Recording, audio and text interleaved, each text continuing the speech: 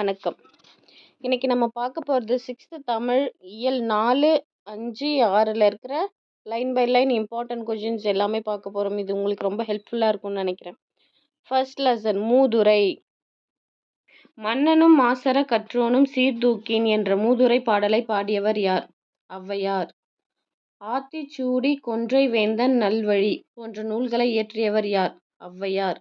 ஔவையார் இயற்றிய நூல்கள் ஆத்திச்சூடி, கொன்றை வேந்தன், நல்வழி. மூதுரை என்ற நூலின் ஆசிரியர் யார்? ஔவையார். மூதுரை என்ற நூலின் ஆசிரியர் யார்? ஔவையார். மூதுரை என்னும் சொல்லின் பொருள். ஆன்சர், மூத்தோர் கூறும் அறிவுரை.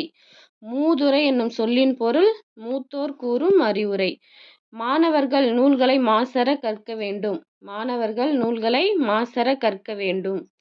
இடமெல்லாம் என்னும் சொல்லை பிரித்து எழுத கிடைப்பது இடம் கூட்டல் எல்லாம். மாசற என்னும் சொல்லை பிரித்து எழுத கிடைப்பது மாசு கூட்டல் அற. குற்றம் கூட்டல் இல்லாதவர் என்பதனை சேர்த்து எழுத கிடைக்கும் சொல் குற்றம் இல்லாதவர். சிறப்பு கூட்டல் உடையார் என்பதனை சேர்த்து எழுத கிடைக்கும் சொல் சிறப்புடையார். சீர்தூக்கின் என்ற சொல்லின் பொருள் என்ன? ஒப்பிட்டு ஆராய்தல். சீர்தூக்கி என்ற சொல்லின் பொருள் ஒப்பிட்டு ஆராய்தல். அடுத்து பாடம் 2, துன்பம் வெல்லும் கல்வி. ஏட்டில் படித்ததோடு இருந்து விடாதே நீ என்ற பாடலின் ஆசிரியர் யார்? பட்டுக்கோட்டை கல்யாண சுந்தரம். ஏட்டில் படித்ததோடு இருந்து விடாதே நீ என்ற பாடலின் ஆசிரியர் பட்டுக்கோட்டை கல்யாண சுந்தரம். மாற்றார் கைப்பொருளை நம்பி வாழக்கூடாது, தன் மானமில்லா கோழையுடன் சேரக்கூடாது என்ற பாடலின் ஆசிரியர் யார்? பட்டுக்கோட்டை கல்யாண சுந்தரம். தூற்றும்படி என்ற சொல்லின் பொருள் இகழும்படி. தூற்றும்படி என்ற சொல்லின் பொருள் இகழும்படி. மூத்தோர் என்ற சொல்லின் பொருள் என்ன? பெரியோர். மாற்றார் என்ற சொல்லின் பொருள் மற்றவர். நெறி என்ற சொல்லின் பொருள் வழி. வற்றாமல் என்ற சொல்லின் பொருள் குறையாமல். எளிய தமிழில் சமூக சீர்திருத்த கருத்துக்களை வலியுறுத்தி பாடியவர் பட்டுக்கோட்டை கல்யாண சுந்தரம். எளிய தமிழில் சமூக சீர்திருத்த கருத்துக்களை வலியுறுத்தி பாடியவர் பட்டுக்கோட்டை கல்யாண சுந்தரம். திரை இசை பாடல்களில் உழைப்பாளிகளின் உயர்வை போற்றியவர் பட்டுக்கோட்டை கல்யாண சுந்தரம். மக்கள் கவிஞர். மக்கள் கவிஞர் என்னும் சிறப்பு பெயரால் அழைக்கப்படுபவர் யார்? பட்டுக்கோட்டை கல்யாண சுந்தரம்.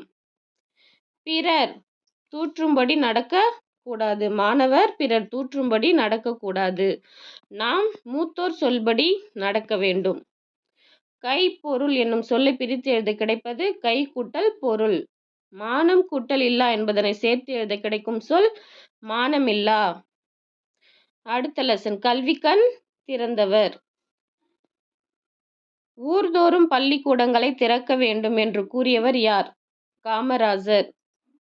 காமராஜர் நாடு முழுவதும் எத்தனை பள்ளிகளை திறக்க முடிவு செய்தார்? 50,000. காமராஜர் எத்தனை மைல் தூரத்தில் ஆரம்ப பள்ளி அமைய வேண்டும் என்று கூறினார்? 1 மைல். ஆரம்ப பள்ளி எத்தனை மைல் தூரத்தில் அமைய வேண்டும் என்று கூறினார்? 1 மைல். காமராஜர் எத்தனை மைல் தூரத்தில் நடுநிலை பள்ளி அமைய வேண்டும் என்று கூறினார்?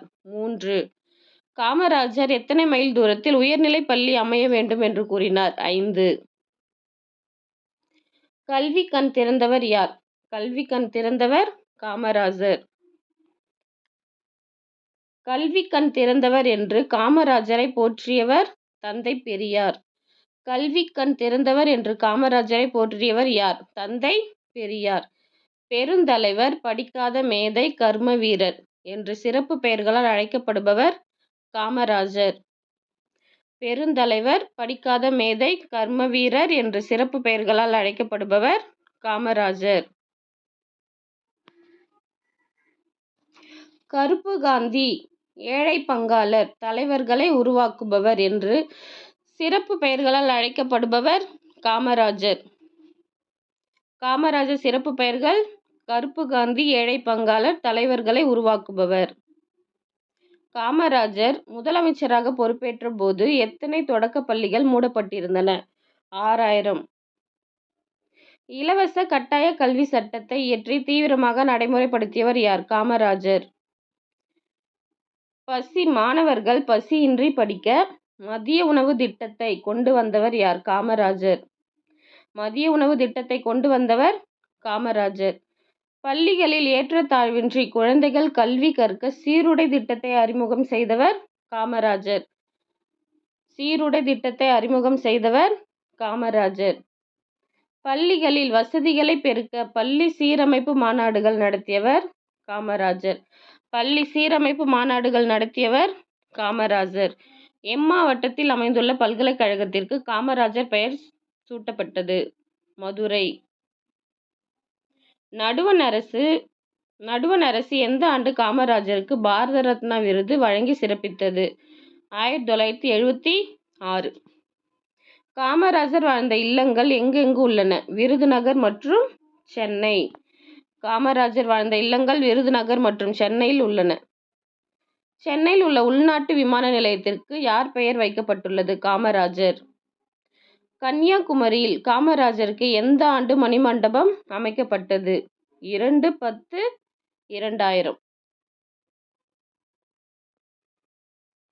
ஆண்டுதோறும் காமராஜர் பிறந்த நாளான ஜூலை 15 கல்வி வளர்ச்சி நாளாக கொண்டாடப்படுகிறது. எப்போ கொண்டாடப்படுறாங்க கல்வி வளர்ச்சி நாள்? ஜூலை 15. பள்ளிக்கூடம் செல்லாததற்கு ஆடு மேய்க்கும் சிறுவர் கூறிய காரணம்? ஊரில் பள்ளிக்கூடம் இல்லை. பசியின்றி என்னும் சொல்லை பிரித்து எழுத கிடைப்பது பசி கூட்டல் இன்றி. படிப்பறிவு என்னும் சொல்லை பிரித்து எழுத கிடைப்பது படிப்பு கூட்டல் அறிவு. காடு கூட்டல் ஆறு என்பதனை சேர்த்து எழுத கிடைப்பது காட்டாறு. அடுத்த பாடம் நூலகம் நோக்கி. ஆசியாவிலேயே 2வது பெரிய நூலகம் எங்கு உள்ளது? சென்னை. ஆசியாவிலேயே 2வது பெரிய நூலகம் சென்னையில் உள்ளது. ஆசியாவிலே 2வது பெரிய நூலகம் அண்ணா நூற்றாண்டு நூலகம். ஆசிய கண்டத்திலேயே மிகப்பெரிய நூலகம் எங்கு உள்ளது? சீனாவில். ஆசிய கண்டத்திலேயே மிகப்பெரிய நூலகம் சீனாவில் உள்ளது.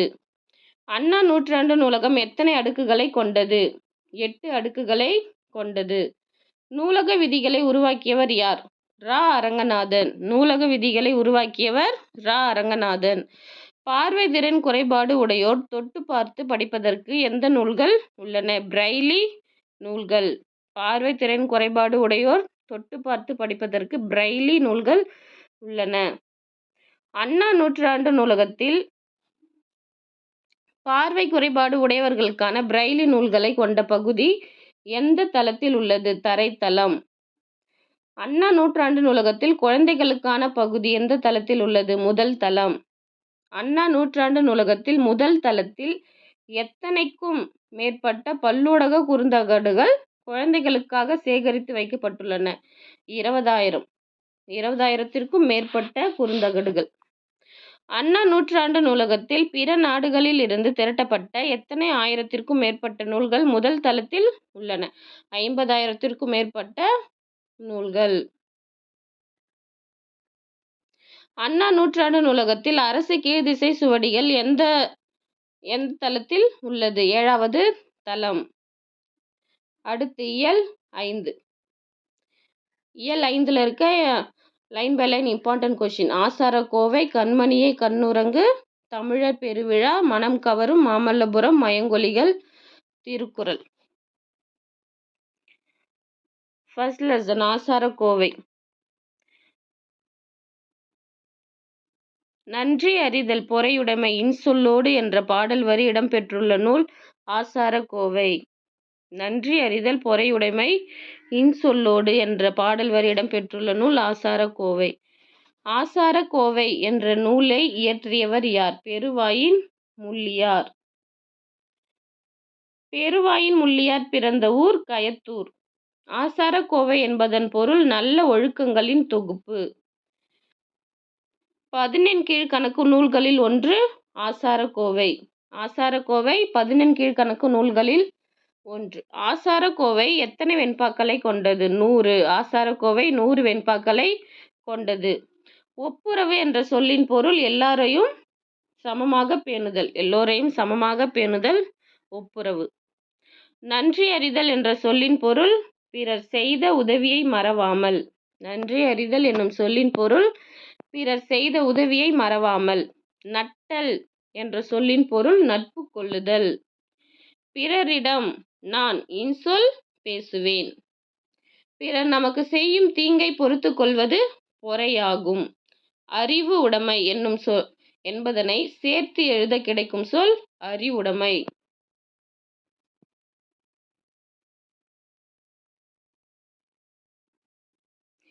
இவை கூட்டல் எட்டும் என்பதனை சேர்த்து எழுத கிடைக்கும் சொல் இவை எட்டும். பொறையுடைமை என்னும் சொல்லை பிரித்து எழுத கிடைப்பது பொறை கூட்டல் உடைமை. அடுத்த லெசன் கண்மணியே கண்ணுறங்கு. தமிழர்களின் வாழ்க்கை முறைகளை படம் பிடித்து காட்டுவது நாட்டுப்புற பாடல்கள். தமிழர்களின் வாழ்க்கை முறைகளை படம் பிடித்து காட்டுவது நாட்டுப்புற பாடல்கள். பண் என்ற சொல்லின் பொருள் இசை. இழைத்து என்ற சொல்லின் பொருள் பதித்து. நந்தவனம் பூஞ்சோலை. பார் என்ற சொல்லின் பொருள் உலகம். முத்தேன் முத்தேன் கொம்புத்தேன் மலைத்தேன் கொசுத்தேன். முக்கனி மா பலா வாழை. முக்கனி மா பலா வாழை. முத்தமிழ் இயல் இசை நாடகம். முத்தமிழ் இயல் இசை நாடகம். தாலாட்டு எந்த வகை இலக்கியங்களில் ஒன்று? வாய்மொழி இலக்கியம். தாலாட்டு வாய்மொழி இலக்கியங்களில் ஒன்று.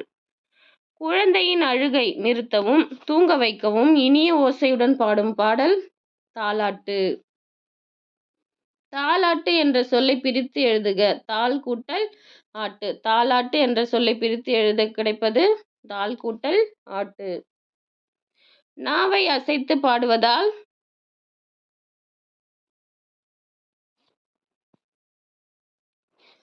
தாலாட்டு என்னும் சொல்லை பிரித்து எழுத கிடைப்பது தால் கூட்டல் ஆட்டு.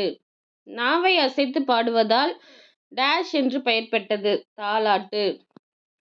தால் என்பதன் பொருள் நாக்கு.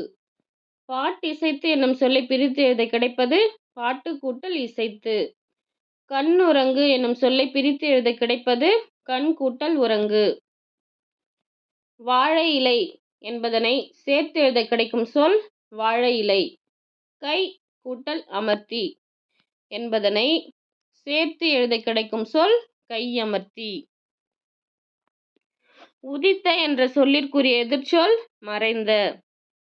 அடுத்த பாடம் 3 தமிழர் பெருவிழா. இயற்கையோடு இணைந்து வாழ்வதே தமிழரின் வாழ்க்கை முறையாகும். இயற்கையோடு இணைந்து வாழ்வதே தமிழரின் வாழ்க்கை முறையாகும். உழவர் திருநாள் என்று போற்றப்படும் விழா பொங்கல் பண்டிகை. அறுவடை திருவிழா என்று போற்றப்படும் விழா பொங்கல் பண்டிகை. தமிழர் திருநாள் என்று போற்றப்படும் விழா பொங்கல் பண்டிகை.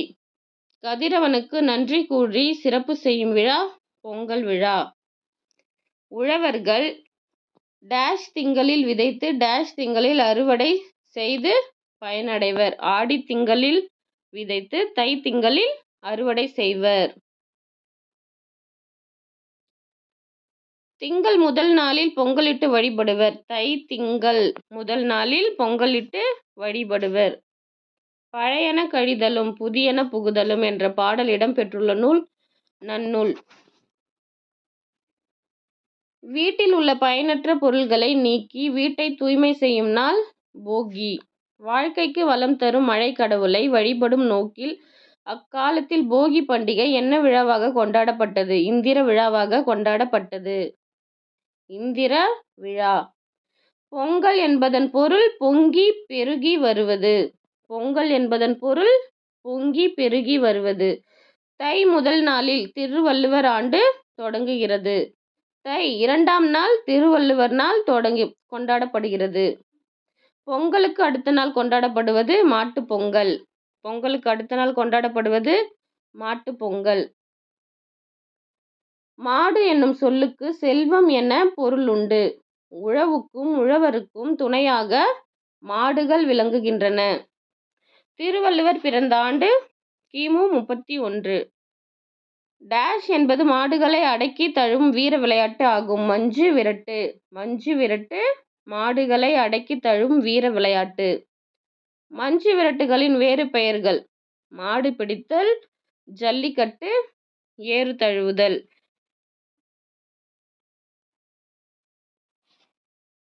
மாட்டுப் பொங்கலுக்கு அடுத்த நாள் கொண்டாடப்படுவது காணும் பொங்கல். அறுவடை திருநாள் ஆந்திரா, மராட்டியம், உத்தரப்பிரதேசம் ஆகிய மாநிலங்களில் எந்த பெயரில் கொண்டாடப்படுகிறது? மகர சங்கராந்தி.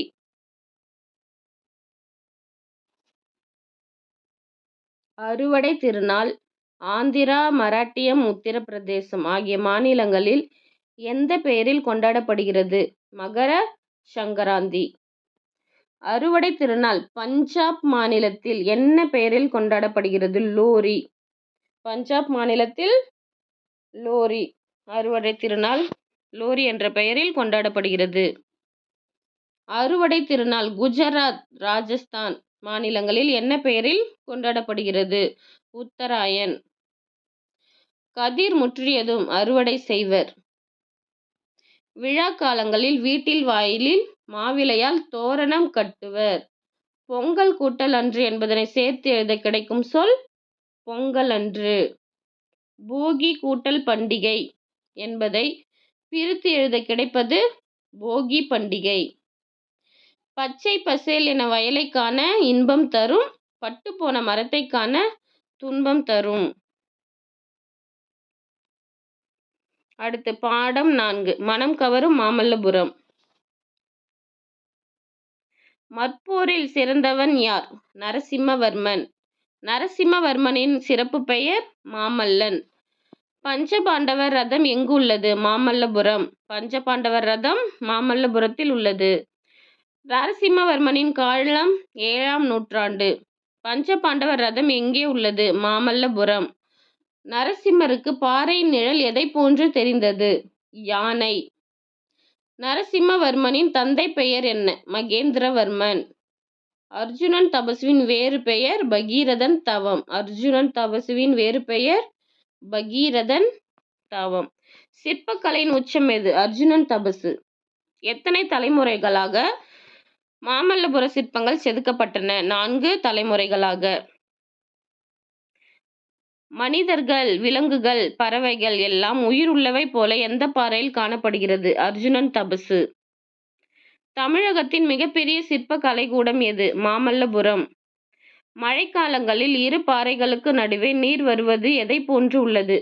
ஆகாய கங்கை வருவது போன்று உள்ளது. மாமல்லபுரத்தை இப்போது எவ்வாறு அழைக்கப்படுகின்றனர்? மகாபலிபுரம். சிற்பக்கலை வடிவமைப்புகள் 4 வகைப்படும். குடைவரை கோவில்கள், ஒற்றைக்கல் கோவில்கள், கட்டுமான கோயில்கள், புடைப்பு சிற்பங்கள். சிற்பக்கலை வடிவமைப்புகள் 4 வகைப்படும். அடுத்து இலக்கண பகுதி மயங்கொலிகள். உச்சரிப்பில் சிறிதளவு மட்டுமே வேறுபாடு உள்ள ஒலிகளை எவ்வாறு அழைக்கின்றோம்? மயங்கொலிகள். மயங்கொலிகள் எழுத்துக்கள் மொத்தம் எத்தனை? 8. நா 2 சுழி நா, நா, லா, ழா, லா.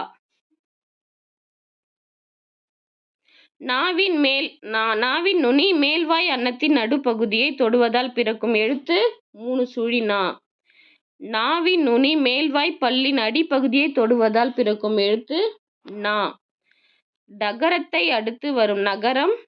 எடுத்துக்காட்டு தன்னகரம். தகரத்தை அடுத்து வரும் நகரம் தன்னகரம். ரகரத்தை அடுத்து வரும் நகரம் ரன்னகரம்.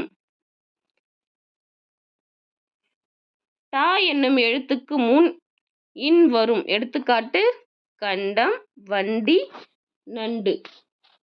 ரா என்னும் எழுத்துக்கும் முன் இன் வரும்.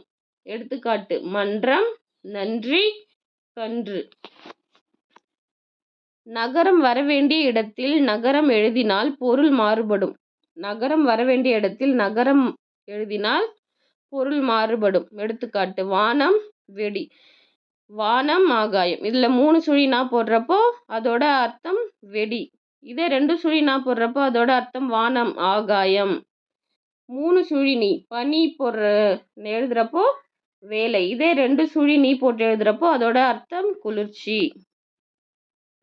நாவின் இரு பக்கங்கள் தடித்து மேல் பற்களின் அடியை தொடுவதால் தோன்றும் எழுத்து லா. நாவின் இரு பக்கங்கள் தடித்து மேல் அன்னத்தின் நடுப்பகுதியை தொடுவதால் தோன்றும் எழுத்து லா. நாவின் மேல் அன்னத்தின் முதல் பகுதியை தொடுவதால் தோன்றும் எழுத்து ரா. பொருள் வேறுபாடு. விலை பொருளின் மதிப்பு. இந்த லை போடுறப்போ அது பொருளின் மதிப்பு அர்த்தம். இந்த லை போடுறப்போ உருவாக்குதல். விழை விரும்பு. லை செடியின் இலை. மெலிந்து போதல். இழை நூல் இழை.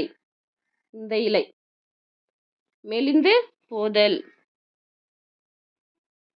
பொருள் வேறுபாடு உணர்க. ஏரி நீர்நிலை. ஏரி மேலே ஏரி. கூரை வீட்டின் கூரை. கூரை புடவை. சிரம் என்பது தலை. இலைக்கு வேறு பெயர் தழை. வண்டி இழுப்பது காளை. கடலுக்கு வேறு பெயர் பறவை. பறவை வானில் பறந்தது. கதவை மெல்ல திறந்தான். பூ 3 சுழினா மனம் வீசும். புலியின் கண் சிவந்து காணப்படும். குழந்தைகள் பந்து விளையாடினர். வீட்டு வாசலில் கோலம் போட்டனர். கலைச்சொல்லறிக. வெல்கம் நல்வரவு. ஸ்கல்ப்சர் சிற்பங்கள். சிப்ஸ் சில்லுகள். ரெடிமேட் ட்ரெஸ் ஆயத்த ஆடை. மேக்கப் ஒப்பனை. டிஃபன் சிற்றுண்டி.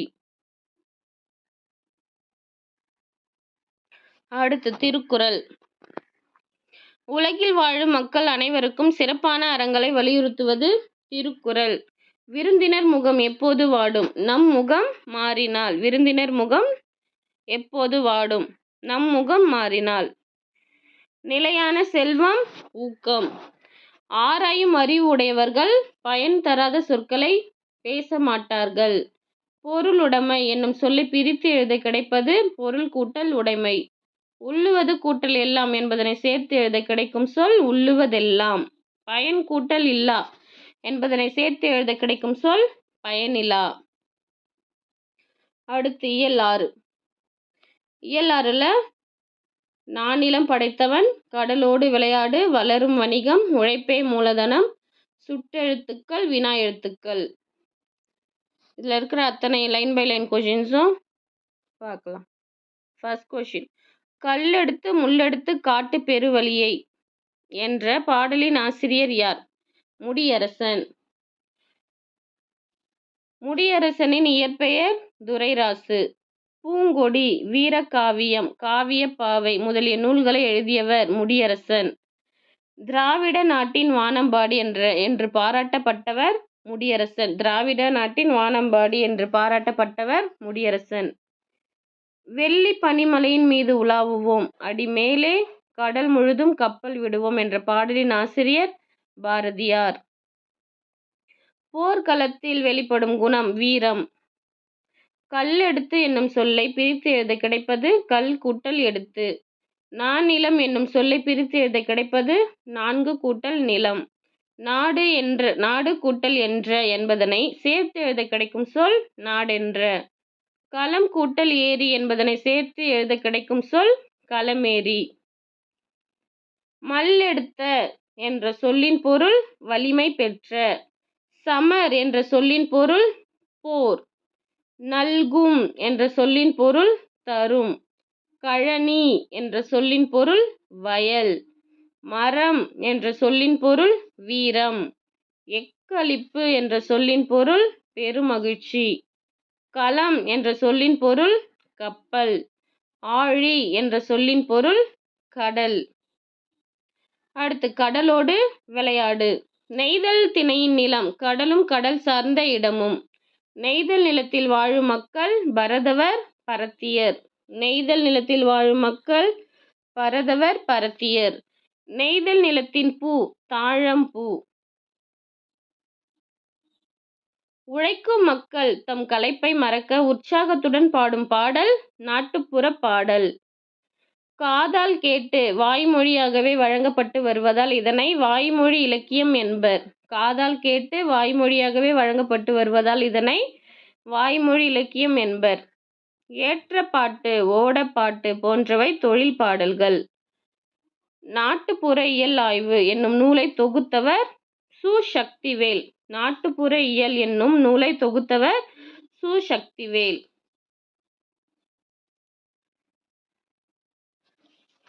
அடுத்து மீனவர்களையும் கடலையும் ஒப்புமைப்படுத்தி ஒரு சில லைன்ஸ் கொடுத்துருக்காங்க. மீன் பிடிக்க கடலுக்கு செல்பவர்கள் மீனவர்கள். விண்மீன்கள் விண்மீன்களே விளக்குகள் அவர்களுக்கு. விரிந்த கடலே அவர்களுக்கு பள்ளிக்கூடம். கடல் அலையே மீனவர்களுக்கு தோழன். மேகமே குடை. வன்மையான மணலே அவர்களுக்கு படுத்துறங்கும் பஞ்சு மெத்தை. விண்ணில் இடி அவர்கள் காணும் கூத்து. சீறி வரும் புயலே விளையாடும் ஊஞ்சல்.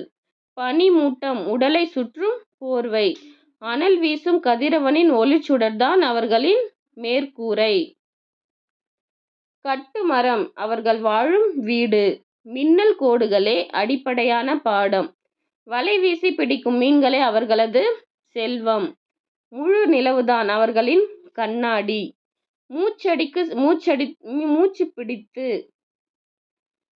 மூச்சு பிடித்து செய்யும் நீச்சலே அவர்கள் செய்யும் தவம். வானமே அவர்களின் வணங்கும் தலைவன். அடுத்து பிரித்தெழுதுக.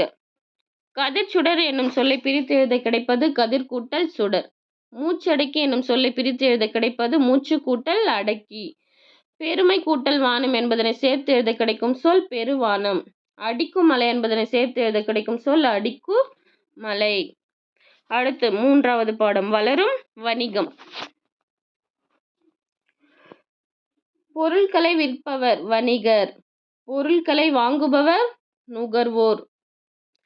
பொருட்களை கொடுத்து நமக்கு தேவையான பொருள்களை பெற்றுக்கொள்வது பண்டமாற்று வணிகம் ஆகும். பொருட்களை கொடுத்து நமக்கு தேவையான பொருள்களை பெற்றுக்கொள்வது பண்டமாற்று வணிகம் ஆகும்.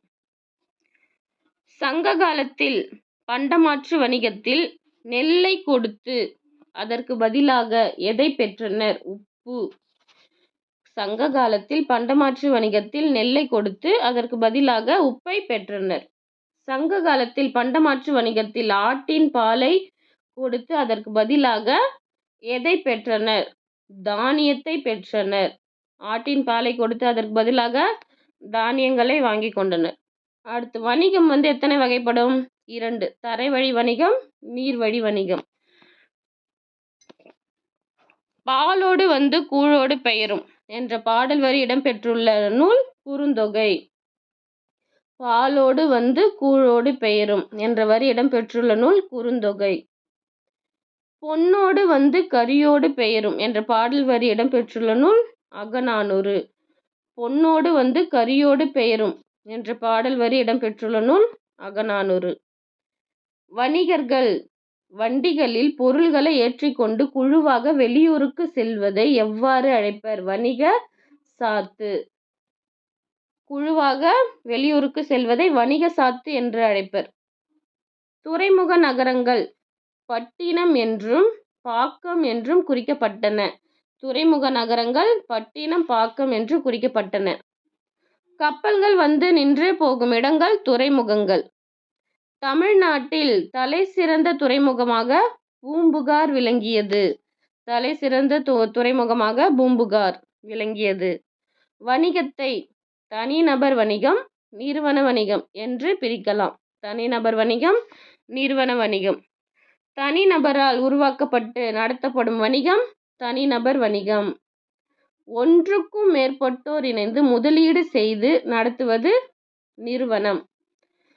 சிறு வணிகர்கள் நுகர்வோரிடம் நேரடி தொடர்பு கொள்வார்கள். சிறு வணிகர்கள் நேரடி தொடர்பு நுகர்வோரிடம் கொள்வார்கள்.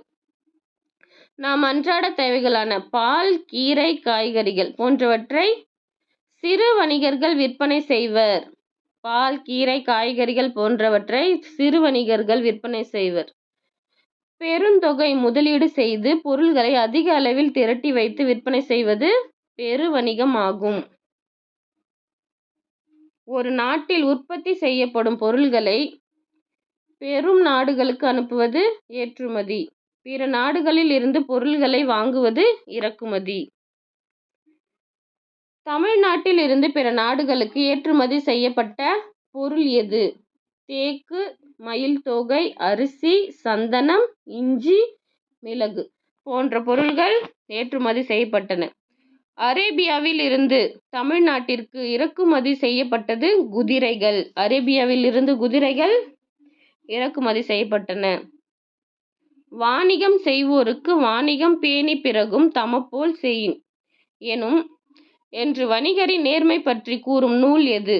திருக்குறள். நடுவு நின்ற நன்னெஞ்சினோர் என்று கூறும் நூல் பட்டினப்பாலை. கடைகளுக்கு சென்று பொருள்களை வாங்க நேரம் இல்லாதவர்களுக்கு உதவுவது இணைய வழி வணிகம். இணைய வழி வணிகம். வணிகம் பண்டமாற்று முறையாக தொடங்கியது. பணத்தை பயன்படுத்தும் முறையாக வளர்ந்தது. இன்று டேஷ் செய்யும் அளவுக்கு உயர்ந்துள்ளது. மின்னணு பரிமாற்றம். மின்னணு பரிமாற்றம் செய்யும் அளவிற்கு பண்டமாற்று முறை உயர்ந்துள்ளது.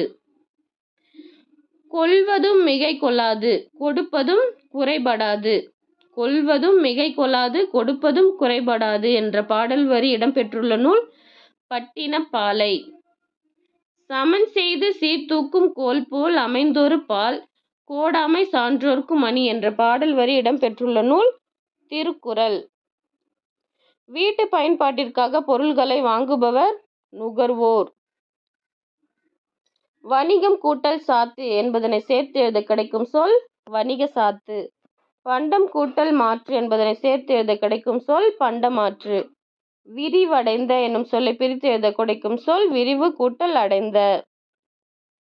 ஆங்கில சொல்லுக்கு இணையான தமிழ் சொல். கரன்சி நோட் பணத்தால், பேங்க் வங்கி, செக் காசோலை, டிமாண்ட் டிராஃப்ட் வரைவோலை, டிஜிட்டல் மின்னணு பரிமாற்றம், டெபிட் கார்டு பற்று அட்டை, கிரெடிட் கார்டு கடன் அட்டை, ஆன்லைன் ஷாப்பிங் இணையதள வணிகம், இ-காமர்ஸ் மின்னணு வணிகம்.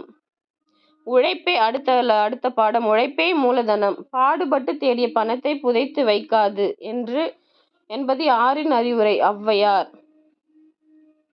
அடுத்த பாடம் இலக்கணம். சுட்டு எழுத்துக்கள் வினா எழுத்துக்கள்.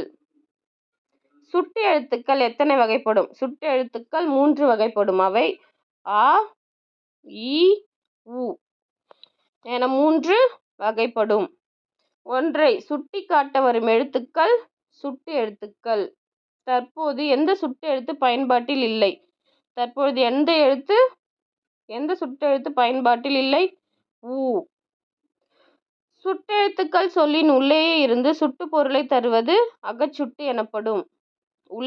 சுட்டெழுத்துக்கள் சொல்லின் உள்ளேயே இருந்து சுட்டு பொருளை தருவது அகச்சுட்டு. அகச்சுட்டு எடுத்துக்காட்டு இவன், அவன், இது, அது. சுட்டு எழுத்துக்கள் சொல்லின் வெளியே இருந்து சுட்டு பொருளை தருவது புறச்சுட்டு எனப்படும். புறச்சுட்டு எடுத்துக்காட்டு அவ்வனம், இம்மலை, இந்நூல். அண்மை சுட்டுக்கு உரிய எழுத்து இ. சேய்மை சுட்டுக்கு உரிய எழுத்து அவள், அவர், அது, அவை, அவ்வீடு, அம்மரம்.